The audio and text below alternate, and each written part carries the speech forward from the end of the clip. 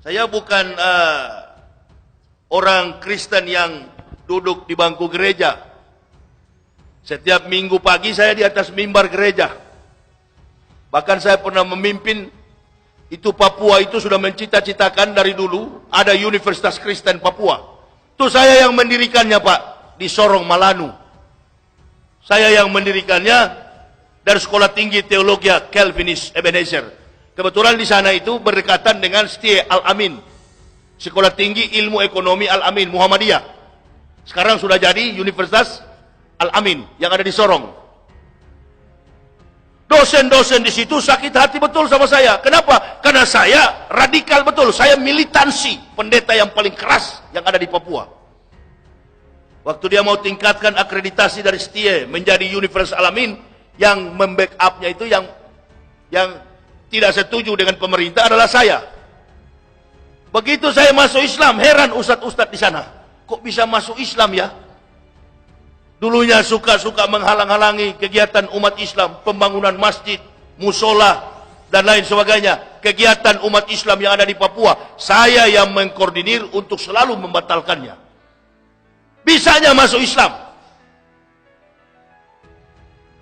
Gak bisa dijangkau dengan logika. Susah. Allah yang memilih mana orang-orang kafir yang perlu diberi petunjuk. Nah, kadangkala kita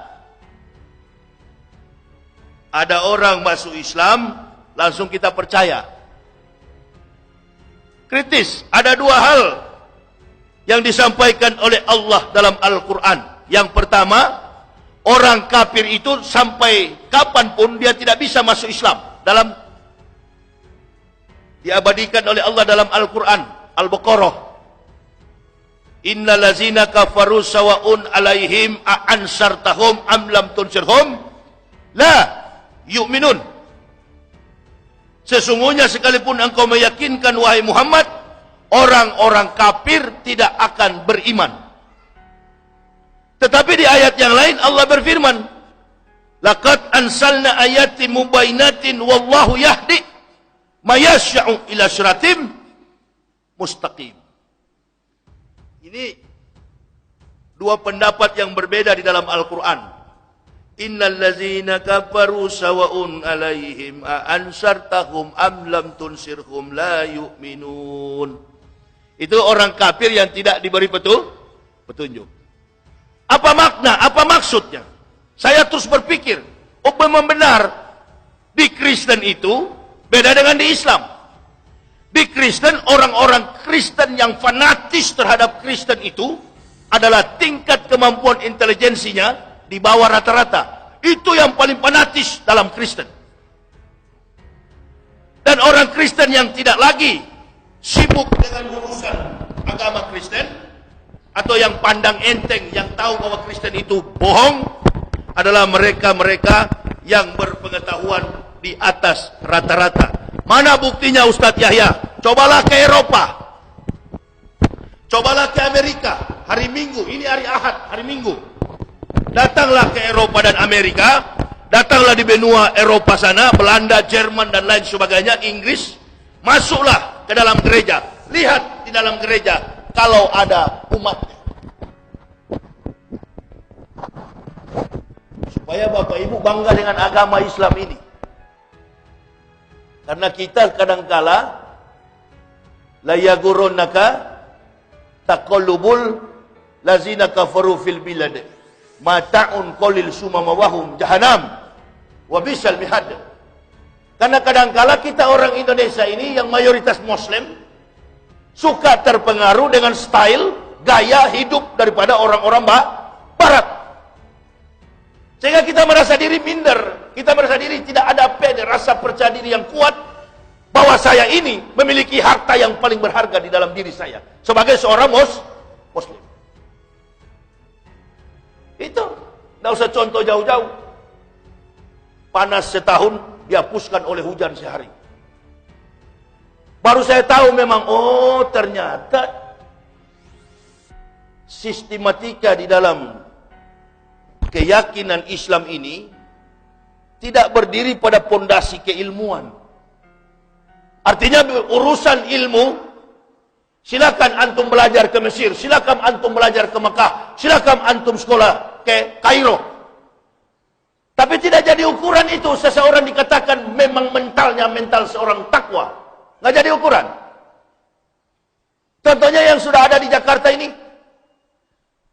usianya sudah usur, boleh dikatakan sudah mau mati, sudah mau menghadap Allah, ditanya, mau nggak Bapak jadi wakil presiden? Oh siap. Jadi ukuran nggak Ustaz? Jadi ukuran nggak? Nggak jadi ukuran. Nggak jadi ukuran. Sudah mau mati ambisi. Ada juga satu yang di Nusa Tenggara Barat sana. Tadinya komitmen, konsisten, istiqomah, jalan bersama-sama ustadz-ustadz yang lurus, jalan bersama umat yang jujur. Diancam oleh botak yang di KPK itu, kafir Agus Raharjo. Langsung mundur. Kalau nggak salah tahun 2017, saya ceramah di Masjid Al-Falah. Saya katakan saya tidak percaya yang namanya Tuan Guru Bajingan, Bajang. Direkam begini, waktu itu Ustaz Somad suka jalan sama dia. Saya katakan, Ustaz Somad, ini direkam, yang ini yang rekam. Saya katakan begitu.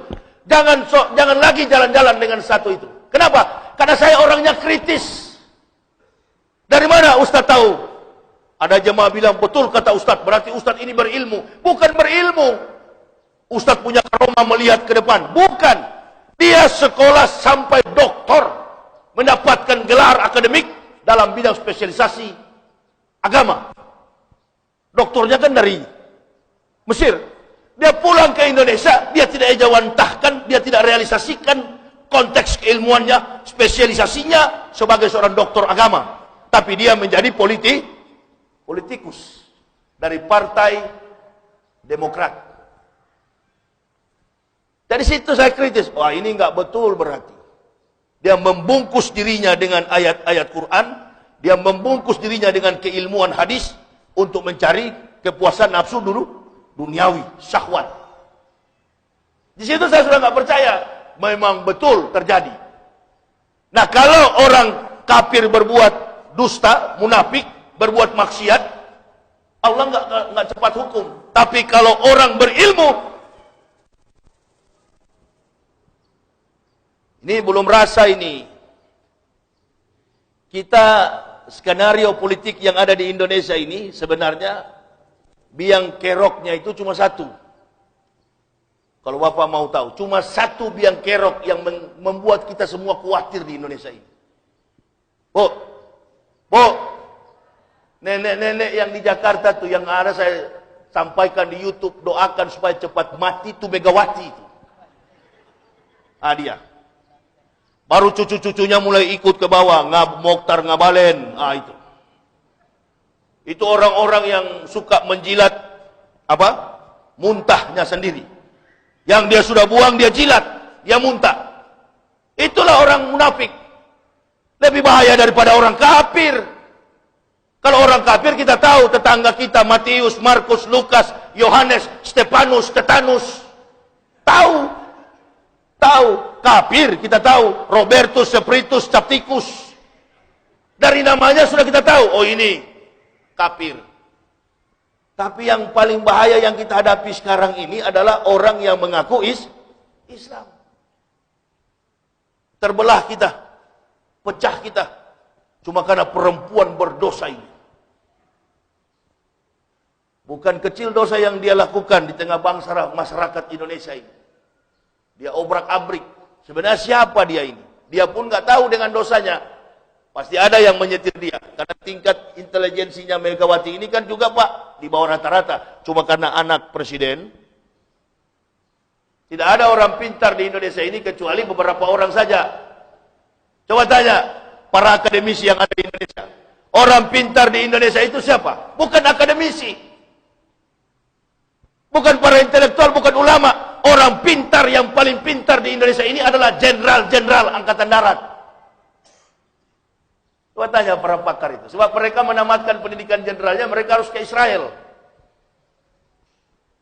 Jadi jenderal-jenderal Angkatan Darat itulah orang-orang pintar, nasionalismenya tinggi.